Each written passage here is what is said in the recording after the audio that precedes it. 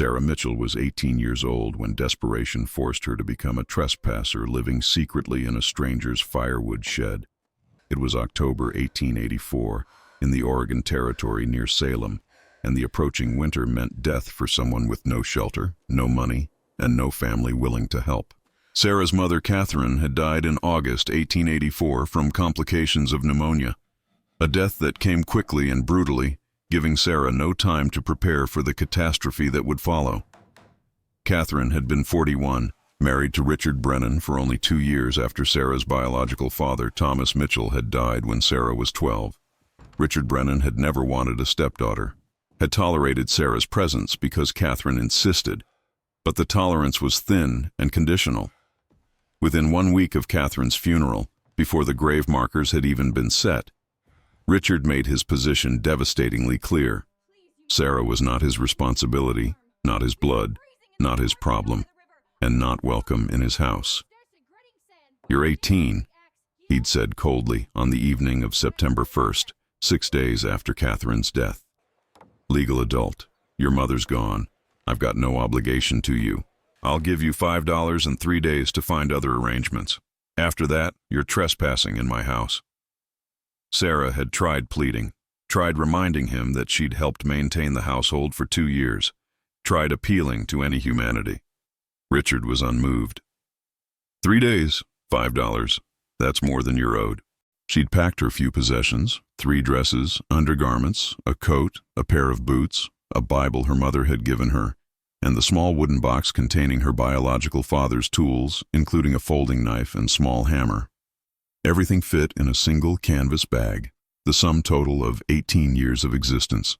September in Oregon Territory was deceptively pleasant. Warm days, cool nights, the dangerous beauty of a place that would kill you come winter if you weren't prepared. Sarah had no preparation. The $5 would buy perhaps 2 weeks of boarding house rent at 40 cents per week. Then what? She'd spent those desperate September days walking Salem and the surrounding area seeking any employment that would provide room and board, asked at every farm, every merchant, every household that might need a housekeeper or cook or seamstress, found nothing. The economy was tight, positions were scarce, and Sarah had no references. Richard certainly wouldn't provide one. The boarding house money ran out September 15th. Sarah spent the next 2 weeks sleeping in the cemetery behind the Methodist church. The groundskeeper was kind and looked the other way. She'd sleep on the ground near the back wall where overhanging trees provided some cover. Would wake soaked from the night dew, cold, hungry, terrified. She ate by taking day labor jobs that paid in food rather than money. Helped a farmer's wife with washing for a meal, mucked stables for bread and cheese, did any degrading work that would provide calories. The physical hunger was constant and consuming. The psychological terror of homelessness was worse. By late September, the nights were getting colder, dropping into the 40s. The morning dew was becoming frost. Sarah understood with perfect clarity that she would not survive winter sleeping outside. Oregon Territory. Winter meant months of cold rain, flooding, temperatures that would kill someone exposed without shelter. The cemetery groundskeeper approached her September 28th with uncomfortable kindness. "Miss, I've turned a blind eye because you've been respectful, but the pastor knows you're sleeping here. Says it's not proper. Says you need to find actual shelter. I can't let you stay past the end of the month." 3 days. Sarah had 3 days to find shelter or die slowly of exposure as winter killed her. Then she found the shed on Thomas Whitfield's property, a large timber structure positioned at the edge of his 40-acre homestead, seemingly abandoned or at least rarely visited. The shed was perhaps 20 feet wide, 30 feet deep, 16 feet tall at the peak, built for firewood storage with a loft area under the high roof that appeared unused. Sarah watched the property for 3 days, saw Thomas, a man perhaps 50 years old, living alone, tend his farm, work his fields, occasionally bring loads of cut wood to stack in the shed's ground level, but he never climbed to the loft, never stayed in the shed more than minutes. The loft appeared to be wasted space in a structure otherwise devoted to storing firewood. On October 1st, desperate and terrified, Sarah broke into the shed through a loose board on the back wall, climbed to the loft using the interior ladder, found a space perhaps 10 feet by 20 feet, with 8-foot headroom at the center, dusty, full of cobwebs, clearly unused for years. From the loft, she could see down to the ground level where Thomas had stacked perhaps 4 cords of split firewood. She understood immediately this was trespass, theft of shelter, potentially criminal, but the alternative was dying in the rain. She made the choice survival demanded. The loft became her hidden home through early October, and the psychological toll of living as a secret trespasser was almost as brutal as the physical conditions. She'd slip out before dawn, around 5 a.m. when it was still dark, and spend entire days hiding in the woods or walking the outskirts of Salem pretending to have purpose, trying to find work that never materialized. Would return after dark around 8 p.m. when Thomas had retired to his house for the evening. The entry routine required careful precision. She'd approach from the woods behind the shed, watching Thomas's house for any lights or movement, would wait in the trees until certain he was inside for the night. Then move quickly to the loose board on the shed's back wall. A board she'd discovered was already partially detached, made looser by her repeated use. Would squeeze through the gap, careful not to make noise. Once inside, climb the ladder to the loft in complete darkness, navigating by memory and touch. Only once safely in the loft would she light a small candle she'd bought with pennies earned from day labor. The candlelight was her only comfort, tiny flame against the darkness and isolation. The loft was perhaps 10 feet by 20 feet with 8-foot headroom at the center where the roof peaked, sloping down to 4 feet at the edges. Dusty, full of cobwebs initially, smelling of old timber and the firewood stored below. She'd cleaned it as much as possible without making noise, swept quietly with a makeshift broom made from bound twigs. Her possessions were minimal: the canvas bag with her 3 dresses and coat, the burlap sacks stuffed with straw she'd gathered from a nearby field to create a makeshift mattress, a tin cup and plate she'd found discarded, the candle, her father's toolbox, the Bible. That was everything. The sleeping was the hardest part psychologically. She'd lie on the burlap sacks trying to sleep while terror and loneliness consumed her. Every sound was potential discovery. Was that Thomas coming to the shed? Was that footsteps on the ladder? Would she wake to him standing over her with a shotgun and the sheriff? She'd think about her mother, dead in the ground, about Richard Brennan and his cold cruelty, about her biological father, Thomas Mitchell, who'd died when she was 12, who'd been kind and taught her practical skills, but left her vulnerable when he died too young. About the profound injustice of being 18, legal adult, but completely powerless and alone. Some nights she'd cry silently into the burlap sacks, grief and fear overwhelming her. Other nights she'd force herself to think practically. What would Father have done? How can I make this work? What can I do that matters? But living in the loft meant living directly above firewood storage, and Sarah's practical mind couldn't help but notice the massive inefficiency of Thomas's current system even while she fought to survive emotionally. Oregon Territory in autumn and winter was relentlessly wet. The coastal rain shadow meant Salem received 40 to 50 inches of annual precipitation, most falling October through March. The shed protected wood from direct rainfall, but ground moisture was the invisible killer that ruined seasoned firewood. Sarah would lie in the loft at night and smell the dampness rising from below, could hear water dripping somewhere in the shed's foundation, could see when she risked candlelight observation that the wood Thomas had stacked on the ground level was already showing moisture darkening on the bottom layers. She'd grown up helping her father, Thomas Mitchell, manage firewood on their small Ohio farm before he died. He'd been particular about proper wood storage, had taught her principles that most people ignored. Wood is hygroscopic, he'd explained when she was 10 years old. Means it absorbs moisture from air and ground. You want it to dry, you need to break contact with moisture sources and provide air circulation. Most people stack wood like they're building walls. That's exactly wrong. Thomas's shed violated every principle Father had taught. The wood was stacked directly on the dirt floor, maximizing capillary contact with ground moisture that would wick upward into the wood grain. The stacks were dense with minimal air gaps, preventing the circulation that would carry moisture away. The shed had no intentional ventilation system. It was just a roof and walls that trapped humid air inside with the wood. During her second week hiding in the loft, mid-October, Sarah formed the plan that would either save her or get her arrested. Improve Thomas's firewood storage system so dramatically that when he discovered her presence, the value of the improvements might outweigh the crime of trespass. It was desperate calculation, but she had nothing to lose. If he discovered her without improvements, she'd be arrested for trespass and probably jailed.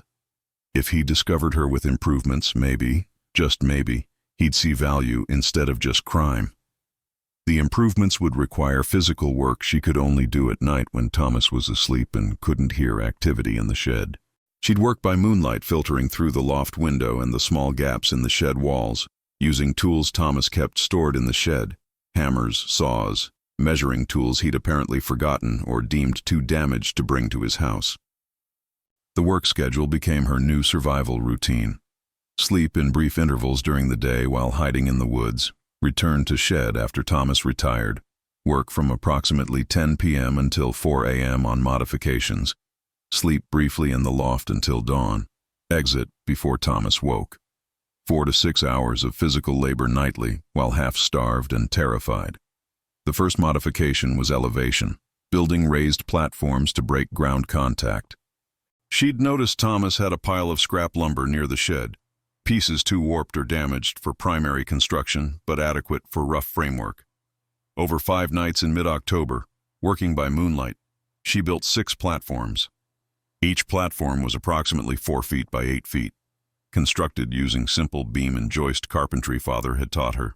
4 corner posts, scrap 4x4 lumber cut to 8-inch height, perimeter frame, 2x6 boards connecting the posts, and interior supports, 2x4 joists spanning the frame every 16 inches, topped with rough planks creating a slatted surface that would allow airflow underneath. The construction was painstaking and terrifying. Every hammer blow had to be carefully timed. She'd wait for wind gusts to mask the sound, or do it during rain when water noise covered the work. Every saw cut had to be slow and quiet. She'd work in complete silence for minutes, waiting for the right acoustic cover for the next action. By late October, the 6 platforms were complete and positioned across the shed's ground floor. Together, they covered roughly 192 square feet, most of the storage area. The platforms elevated the wood 8 inches above the ground, creating airspace that would break the capillary moisture transfer from earth to wood. The second modification was stack architecture. She restacked Thomas's wood onto the elevated platforms using a technique her father had taught her. Create loose stacks with air channels running through them. Instead of packing wood tightly, she left consistent 1-inch gaps between pieces, created vertical channels every 2 feet where air could flow upward through the stack, built the stacks only 4 feet high rather than 6, reducing weight compression that would close gaps. This restacking took 12 nights of careful, silent work. She'd work from midnight to 4 a.m., moving hundreds of pieces of split firewood, rebuilding the stacks according to principles Thomas either didn't know or had never bothered implementing. The third modification was the crucial innovation that would make everything work: a thermal stack ventilation system. Sarah had noticed something during her first weeks hiding in the loft. The temperature differential between the shed interior and outside air created natural convection currents. On cold nights, warm air from the ground level would rise toward the loft.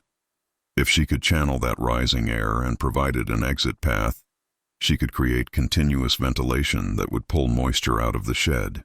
She designed a vertical ventilation shaft using scrap lumber and shakes from the shed's supply pile, built a 12-inch square shaft running from the ground level up through the loft floor to the roof peak, 16 feet of vertical channel, cut a vent opening at ground level near the wood stacks, cut an exit vent at the roof peak. The physics were simple and reliable. Ground-level air warmed slightly by the day's residual heat and by the stacked wood itself would rise through the shaft. As it rose and exited, it would pull more air in at the ground vent. This created continuous gentle airflow through the shed, not dramatic, just persistent air movement that would carry moisture away. She also cut strategic vents low on the shed walls, 6-inch openings positioned near the elevated platforms. These would allow fresh air to enter at ground level, flow under and through the wood stacks, then rise through the thermal stack shaft and exit at the roof. By early November, the modifications were complete. Thomas's firewood shed now had 6 raised platforms elevating wood 8 inches off the damp ground, 4 cords of firewood restacked in loose ventilated architecture with air channels, a thermal stack ventilation shaft creating continuous upward airflow, strategic wall vents providing fresh air intake. The system would create constant, gentle air circulation through the shed and through the wood stacks. Exactly what firewood needed to dry properly and stay dry. Sarah continued living secretly in the loft, terrified of discovery, but hoping the improvements would matter when Thomas eventually found her. November brought the rains, persistent Oregon Territory precipitation that turned the ground muddy and made outdoor firewood storage impossible. The difference between the modified shed and conventional storage became obvious to anyone who understood wood. In conventional outdoor stacks or poorly ventilated sheds, wood would absorb moisture from rain, ground contact, and humid air, would stay perpetually damp, would hiss and smoke when burned, wasting heat evaporating water instead of warming homes. In Sarah's modified shed, wood was actively drying even during the wet season. The elevated platforms prevented ground moisture contact. The loose stacking allowed air circulation within the wood mass. The thermal stack ventilation pulled moisture-laden air out continuously, replacing it with drier outside air that paradoxically dried wood better than still indoor air. By late November, wood Thomas had stacked in September, normally requiring 6 to 9 months to season properly, was burning cleanly with minimal smoke. The moisture content had dropped from perhaps 30% to 15% in just 2 months instead of the 6 months conventional storage would require. Thomas noticed the improvement, but attributed it to the wood's natural aging. He'd split the wood in late summer when it was driest, assumed it was simply seasoning well. Didn't think about the shed modifications because he'd never looked carefully at the ground level after Sarah's changes. Just knew his fires burned better than usual. December brought the crisis that would expose Sarah's presence and force a reckoning between trespasser and property owner. A reckoning that could end in jail, charity, or something neither expected. The rains intensified in early December. Classic Oregon Territory winter storm pattern dropping persistent heavy precipitation day after day. By December 15th, the region had received 12 inches of rain in 8 days. The ground became completely saturated, standing water everywhere, streams flooding, conditions that would overwhelm any outdoor storage system.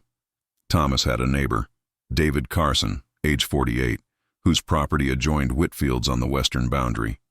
Carson was a competent farmer and rancher who stored his firewood using the conventional wisdom everyone followed. Outdoor stacks with simple roof coverage to shed rain, wood positioned on pallets for minimal elevation, the whole setup designed to be good enough. The December rains proved it wasn't good enough. Water saturated the ground beneath Carson's stacks. The pallets, just 2 inches of elevation, were inadequate to prevent ground moisture from wicking upward. Rain drove horizontally in wind-driven storms, infiltrating under the roof coverage from the sides. By December 17th, after 3 solid days of torrential rain, Carson's entire winter firewood supply was catastrophically wet. He'd tested it that morning, trying to start a fire with wood from his supposedly protected stacks. The wood hissed and steamed when exposed to flame, releasing water vapor instead of igniting. Eventually caught fire but burned with thick smoke and minimal heat, wasting fuel evaporating water instead of warming his house. He'd calculated grimly that at this rate, he'd burn through his entire winter supply by February and still freeze. Worse, wet wood couldn't be easily dried in the middle of winter. Even if he brought it indoors, the moisture content was so high it would take months to season properly. He was facing the catastrophic scenario every homesteader dreaded: adequate fuel supply rendered useless by weather. Carson walked to Whitfield's property December 18th, desperate for advice or to commiserate with someone facing the same disaster. Found Thomas working in his barn, seemingly unbothered by the wet weather. "Thomas," Carson said, frustration evident, "this rain has ruined my wood supply. Everything's soaked. I tested it this morning. Won't burn properly. How's your supply holding up? Your storage is similar to mine. Figured you'd be in the same situation. Thomas paused, considering. Actually, my wood's burning fine. Better than usual, honestly. I pulled from the shed this morning, burned clean with minimal smoke. Seemed properly dry despite the rain. Carson stared at him. That's impossible. We've had 12 inches in 8 days. Everything should be wet. Your shed has better drainage or something? Same ground as yours, Thomas said, now curious himself. Just a timber shed. Nothing special about it.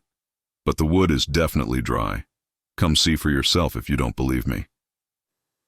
They walked to Thomas's firewood shed together. First time Thomas had really examined the structure's interior closely in several weeks. He'd been pulling wood from the front stacks as needed, hadn't looked at the overall arrangement, or noticed the modifications Sarah had implemented. Carson entered first, stopped immediately, staring at the ground-level arrangement. Thomas, when did you rebuild this entire system? What do you mean? Thomas followed him in, looking carefully at his own shed for the first time in weeks. The platforms were obvious once you looked. 6 raised frameworks elevating wood 8 inches off the ground. The stacking pattern was equally obvious. Loose architecture with clear air channels rather than the dense packing Thomas remembered doing. And running up through the center of the shed was a vertical shaft Thomas definitely hadn't built. 12 inches square, rising from ground level through the loft floor to the roof peak. I didn't build any of this, Thomas said slowly, confusion shifting to alarm. I stacked the wood directly on the ground like always. These platforms, this shaft, the restacking, someone else did this. Who? Carson asked, baffled. Why would someone break into your shed to improve your firewood storage? Then they both heard it simultaneously, a faint sound from above in the loft. Movement, someone shifting position, someone who'd been listening to the entire conversation and now realized they'd been discovered. Thomas's confusion crystallized into anger mixed with fear. Someone was in his shed, had been in his shed doing construction without permission, was possibly still in his shed right now. He grabbed a pitchfork leaning against the wall, not as weapon but as psychological comfort, and climbed the ladder to the loft with Carson following cautiously behind. The loft was dim in the December afternoon light filtering through the single window. As Thomas's eyes adjusted, he saw her, a young woman, maybe 18 or 20, huddled in the far corner of the loft space, surrounded by clear evidence of extended habitation. Burlap sacks arranged as a bed, a small collection of personal items, clothes hanging from a nail, the unmistakable setup of someone living here, not just hiding temporarily. Who are you? Thomas demanded, shock making his voice harsher than perhaps he intended. You've been living in my shed? How long has this been going on? Sarah had known this moment would come eventually, had dreaded it, hoped for it, prepared for it psychologically without knowing how she'd actually respond when confronted. Now, faced with Thomas's anger and Carson's shocked presence, she found her voice, though it shook with fear. My name is Sarah Mitchell, she said, forcing herself to meet Thomas's eyes instead of cowering. I'm 18. I've been living here since October 1st. I know I'm trespassing. I know what I've done is illegal. I had nowhere else to go. My mother died in August. My stepfather kicked me out with $5 and 3 days' notice. I tried everything legal, tried finding work and shelter. Failed at all of it. This shed or dying of exposure, those were my choices. I chose to try to live. You've been here since October? Carson asked, doing the mental calculation. That's nearly 3 months. How did Thomas not notice? You're the one who built all this? Carson asked, amazed. The platforms and ventilation system? My father taught me proper firewood management before he died, Sarah explained. Your wood was sitting on damp ground in dense stacks with no air circulation. It would never dry properly that way. The platforms elevate it above ground moisture. The loose stacking allows airflow. The thermal stack shaft creates continuous ventilation pulling moisture out. That's why your wood is dry when Mr. Carson's is soaked. The system works even in heavy rain. Thomas struggled between anger at the trespass and recognition that his firewood had indeed improved dramatically. Carson was staring at the modifications with professional interest. This was engineering he didn't understand, but clearly worked. You can't just live in someone's shed without permission, Thomas said, but the anger was already fading to something more complex. This is trespass. Theft of shelter. I know, Sarah said quietly. I'll leave. I had nowhere to go. My mother died in August. My stepfather kicked me out. I tried to find work, tried everything. This shed or dying in the rain, those were my choices. I chose to live, and I tried to make it worth something by fixing your firewood system. The three of them, Thomas, Carson, and Sarah, stood in the December cold discussing a situation none had anticipated. A homeless 18-year-old girl living secretly in a shed. Firewood storage improvements that worked better than conventional methods. A moral and practical dilemma with no clear answer. Carson broke the silence. Thomas, my entire winter wood supply is ruined, soaked from the ground up. I'll need to buy seasoned wood at $4 per cord. Probably need 5 cords to get through winter. That's $20 I don't have. Meanwhile, your wood is perfectly dry because this girl rebuilt your storage system. Seems to me you got value from her presence. Thomas looked at Sarah, young, terrified, clearly desperate but also clearly intelligent and capable. Looked at the modifications she'd built in secret over weeks of nighttime labor. Thought about his wife Marie, who died 3 years earlier, childless, leaving him alone in a house too big for one person. You said your father taught you firewood management, Thomas said to Sarah. What else did he teach you? Carpentry basics, some blacksmithing, animal care, crop rotation, cooking, preserving food, Sarah listed, realizing he was negotiating rather than condemning.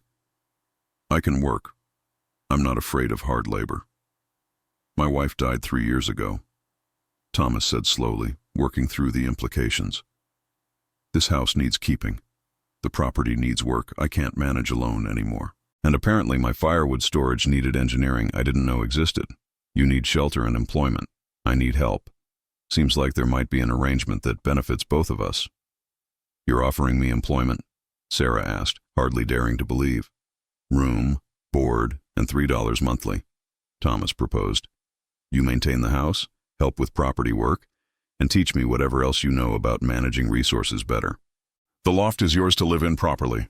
We'll make it actual living quarters instead of hiding space. But you work for your keep, and you do it honestly. Carson witnessed the arrangement with approval. Smart decision, Thomas. Good help is hard to find. And that ventilation system, I'll pay her to build the same for my shed. $2 for the modification work if she can recreate it on my property. Sarah agreed through tears of relief that felt like salvation after months of despair. The loft that had been hiding place became actual home. The trespass became employment. The desperate gamble became security. Over the winter of 1884 to 85, Sarah transformed the loft into proper living quarters with Thomas's permission and support, added a small wood stove for heating, built actual furniture, made it comfortable rather than just survivable. She rebuilt Carson's firewood shed using the same principles: elevated platforms, loose stacking architecture, thermal stack ventilation. Carson's wood dried faster and stayed dry, and he spread word of the system's effectiveness. By spring 1885, Sarah had built or modified firewood storage systems for 6 properties in the Salem area. She was paid $2 to $3 per modification, money she saved carefully. The Mitchell system became recognized as superior to conventional storage for Oregon Territory's wet climate. Thomas and Sarah developed a relationship that was part employer-employee, part father-daughter, part mutual respect between two people who needed each other. He taught her property management and business. She taught him efficiency improvements he'd never considered. In 1887, when Sarah was 21, she married a carpenter named James Wheeler, who appreciated her engineering intelligence. They built a house on property adjacent to Thomas's land. Thomas gave them 5 acres as wedding gift. Sarah lived until 1946, dying at age 80. Her obituary mentioned her innovations in firewood storage and the Mitchell thermal stack system that became standard practice in Western Oregon for seasonal wood preparation. The original Whitfield shed with Sarah's modifications remained functional until 1958, when the property was sold. Modern analysis confirmed the efficiency. Elevated storage reduced ground moisture contact by 90%. Thermal stack ventilation maintained 15% lower moisture content compared to sealed sheds. Loose stacking architecture improved drying time by 40 to 60%. The story is about a girl who turned trespass into value, who understood that solving someone's problem could create opportunity even from desperation, who proved that homeless didn't mean helpless, and that engineering intelligence mattered more than permission. Because sometimes the warmest shelter isn't given freely, it's earned by making yourself invaluable. The shed everyone would have locked her out of became home because she made the firewood inside worth more than the trespass. And hiding wasn't just survival, it was the beginning of building something better.